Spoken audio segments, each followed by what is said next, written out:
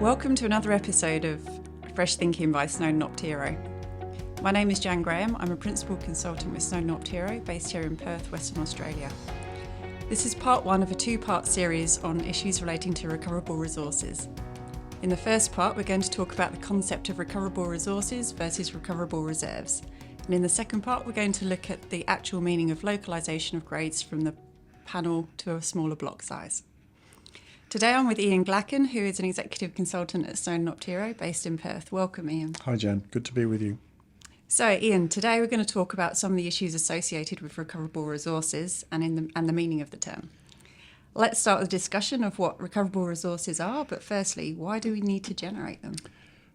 Okay, good question. And I know we've had podcasts on this before, but let's recap the reasons for recoverable resources before we get into some of the issues. So the issue is that when we're at an early stage of exploration or development, before we get to the grade control stage, we typically have wide space drilling. And in some commodities, it's quite difficult to get a reasonable level of continuity from wide space drilling. In other words, we can't necessarily estimate into the block that the mining engineers want us to, which is, strictly speaking, the SMU, the Selective Mining Unit.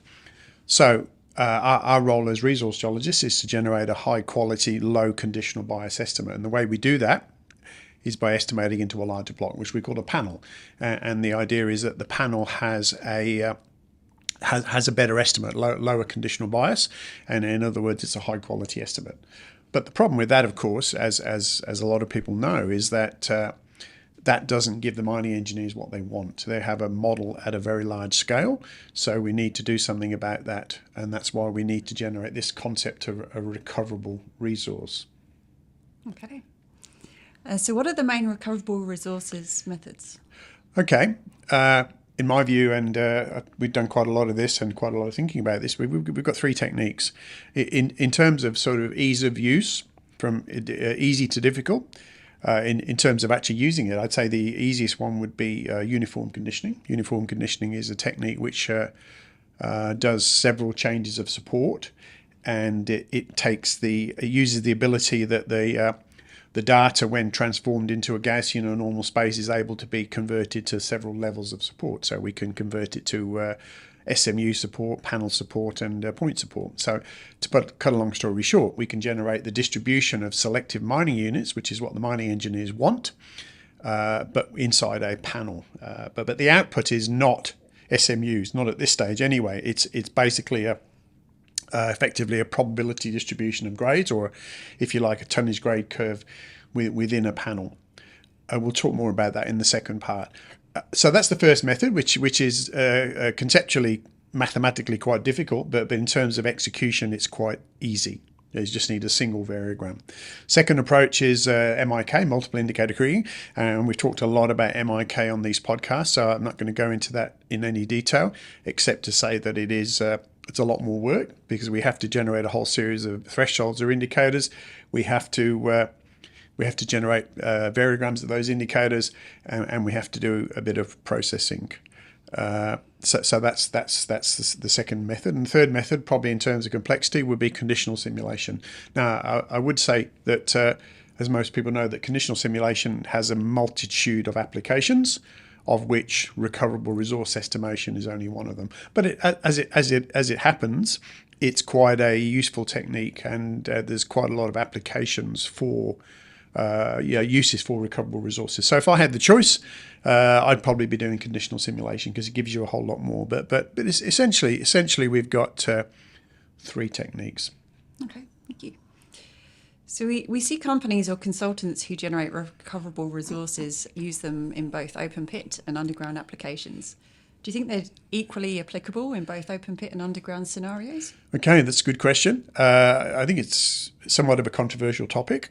After quite a bit of thought on this over the years, I take the view that essentially recoverable resources are only really applicable for open pit mining. Now, let me explain why I think that's the case. One of the assumptions of recoverable resources is that while we estimate into a large panel, at the time of mining, we're going to predict at the SMU scale what we're actually going to mine. And this sort of implies a bit of a knowledge of the block. Now, in an open pit mining, it could be argued that we can see much more of the block as we come down through the grade control process. Typically we'll expose the sides of the block and so on. Whereas in an underground mine, essentially what we have is a drive in the top, a development drive. We have a drive in the bottom, and we have a block in between, which is a stope. And we don't really see much of it. We only really see the top and the bottom. So I would argue the fact that we're only seeing part of the block in underground mining means that at the time of grade control, it's not so easy to develop it. So having said that, though, there are some underground mines, and a famous example is in Western Australia here, Sunrise Dam, where they do a lot of RC drilling. They do much more drilling than one would normally do in an underground block because the mineralisation is so complex. So as a consequence of that, there's a lot of drilling, and you might argue that it's applicable to use some sort of recoverable resource technique. In fact, that's what AngloGold Ashanti do at Sunrise Dam. They do essentially a recoverable resource technique for the underground. But I would say in general, and this is something I've noticed, that most people would simply apply these recoverable resources technique, that's UC, MIK or conditional simulation, to open pit scenarios. Okay. So can you explain what the information effect is and how it works? And does this overcome the open pit underground controversy? Yes. So some would argue that it could. So the information effect is this idea that at the time of mining, we're going to have more detailed drilling. So we're going to have grade control drilling. We're going to have blast hole drilling, or we're going to have some mapping or whatever. So in other words, we're never going to have what we call perfect selection. Perfect selection is where we can see the entire block in 3D. We can pick out the ore, notwithstanding the fact that a lot of commodities like gold or other commodities, copper, for instance, you can't see the ore, right? So you're relying on the sampling. So the information effect makes a correction for the fact that we're only going to be drilling at a certain spacing, the grade control drilling. So it's basically a modification of the tonnage grade curve that we get out of the initial recoverable resource. So some people ignore the information effect. I don't think you can. I think it's something you have to consider. And essentially what it does, it makes things worse than the ideal situation. Now, some would argue that because we're applying this information effect, it means that we can use this approach for underground mining. Now, that certainly could be argued. I would still be quite nervous about using a recoverable technique for underground mining. Okay. We sometimes hear people talk about recoverable reserves instead of recoverable resources. So what's the story here? Yes, and this is really the reason why we're having this discussion. Over the years, I've seen people talk about the fact that we're doing this recoverable estimation. In other words, we're predicting the amount of material that's above the cutoff grade at the time of mining from an initial panel estimate as being a reserve. In other words, it's got the modifying factors. Now, I would strongly disagree with that view. The fact is that when we generate a recoverable resource, let's suppose we have a large panel, say a 50 by 50 panel, and we estimate that at the time of mining, let's suppose we're using gold and we've got a cutoff grade of, say, 0.5 gram per ton, we might estimate that 35% of that panel is above the cutoff grade. What we're definitely not knowing, or what we don't know, and what we can never know really, is whereabouts in the panel is that 35%. Is it in one place? Is it in two places? Is it in 50 places? Can we mine it? We don't know. So there's that issue. And then there's also, once we actually find it, then of course you have the issues of dilution and ore loss, which in mining and in the need to generate a practical mining shape, we need to apply. So if ever you read in a report or in a paper that these classic 3 recoverable techniques, they generate a reserve model for you, that they absolutely don't. They generate a resource model. Now, if you want to take that model and you want to convert it to an ore reserve or a mineral reserve in other parts of the world, then the mining engineer has to advise you on dilution and ore loss. And what you might want to consider is that, in fact, as I said to you, we don't know where these shapes are.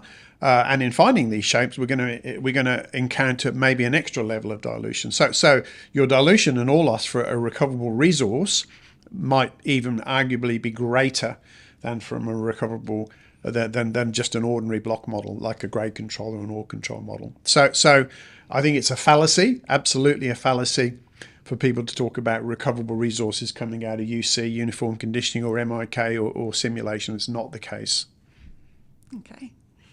Okay, so that's the end of part 1 on the topic of recoverable resources. In part 2, we're going to take a critical look at the processes which accompany the initial recoverable calculations. Thanks, Ian, for giving us your views. Thank you, Jan. And what I would say, if people disagree with me and people are entitled to their opinion, let's have some discussion with comments wherever you see this podcast. Thanks. If you'd like to listen to more of our Fresh Thinking by Snowden Optiro podcasts, you will find them for free on our website, Spotify, Apple Podcasts, and most other podcast platforms.